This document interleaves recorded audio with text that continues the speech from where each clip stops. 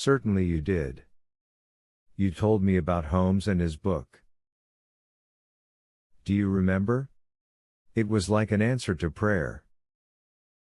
You see, my dear, that money wasn't taken all at once. It wasn't taken even in 3 or 4 packages, or whatever they might be. What had been going on was evidently what has been going in some of our banks, a sort of slow seepage, or so it looked.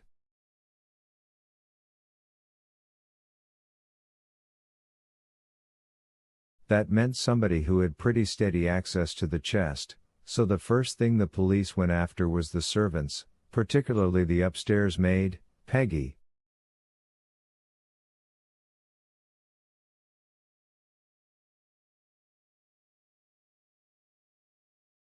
But it was obvious from the beginning that in the 20 or so afternoons and 10 Sundays that they were out of the house, none of these women could have carried off the gold.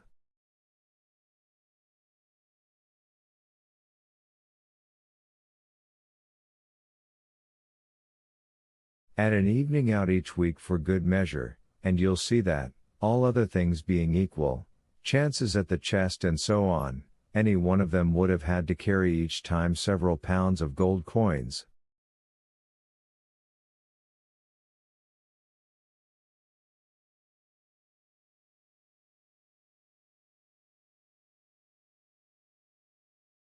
It simply couldn't be done, for there was plenty of evidence that these women carried out only small handbags.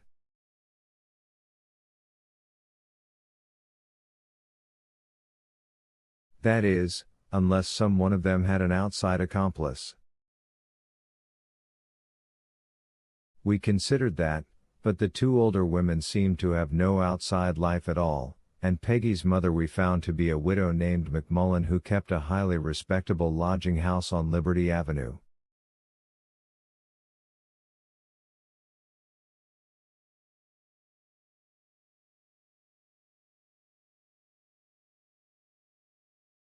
Yes, we knew about Mrs. McMullen before she came to you. Then you came along with your story of Holmes and his book, and suddenly I saw a light. I wish I did, I said despondently. Well, you see, from the first it was clear that Holmes occupied a highly strategic position in that room and bath of his. Also that he had plenty of time to use it.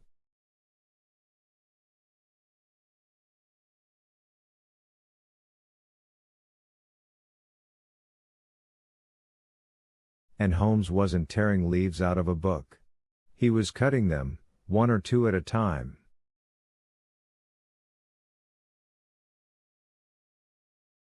In other words, Holmes was making an experiment with a book, some glue and a spool of adhesive tape.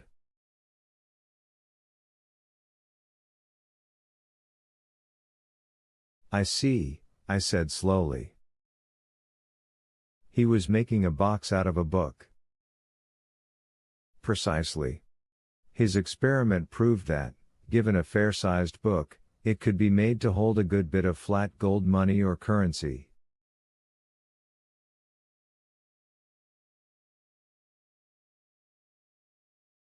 And Holmes was no angel. He was on the track of something, and that something was a fortune to him. Here was Miss Emily, making her almost daily trips to the library, and carrying 2 or more books each time, probably tied together.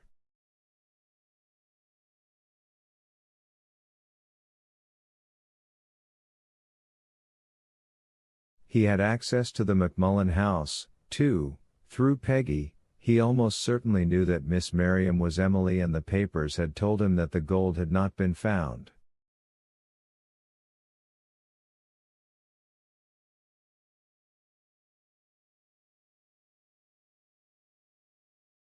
Then he saw a great light, and I'm sadly afraid, Lou, that he followed it to his death.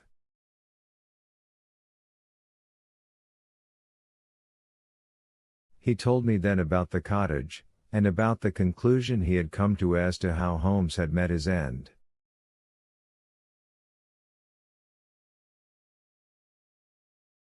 There were one or two odd things about the way he was found, he added thoughtfully.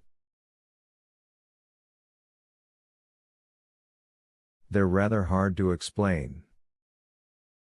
In the first place, he was neatly laid out on that road, and his white handkerchief was placed on his chest and anchored there with a stone, as if to ensure that the body would be seen.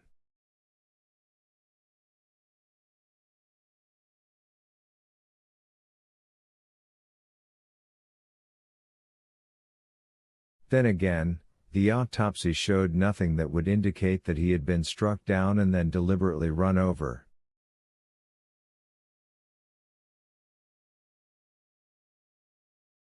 If it didn't rather strain my imagination, I'd say he'd been run over by accident, and that by his own truck.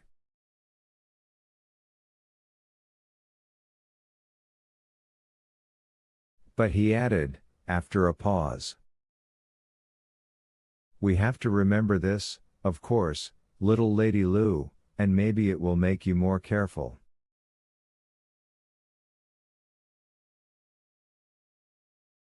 Holmes, tragic and puzzling as he is, only enters the picture after that first murder.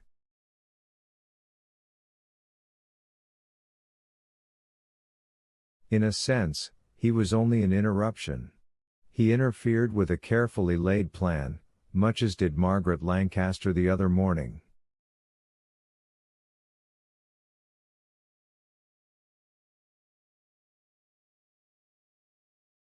Margaret interfered?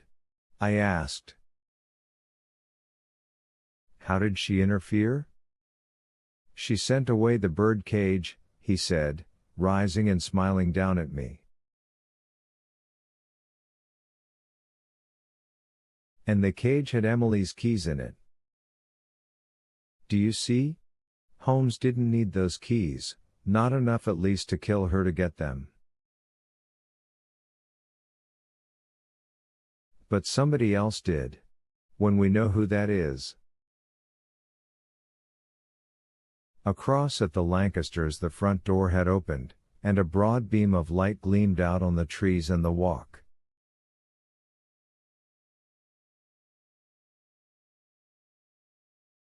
He got up quickly.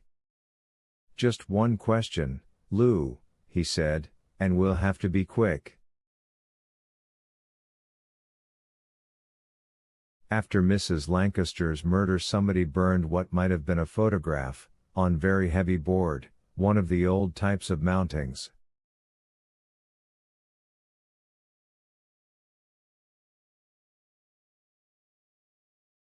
Or it might have been something else, pasteboard anyhow with a beveled edge and gilded.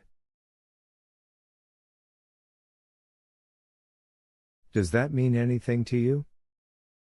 I think, but I'm not sure, that it came out of the Lancaster house. There were no voices on the porch across by that time, and I had to think quickly. They had quantities of old pictures, I said. Some were framed, but I haven't missed any. Of course I haven't been there much since. And there's the old photograph album, of course. Margaret gave it to Mother. Margaret gave it to her, he said slowly. When?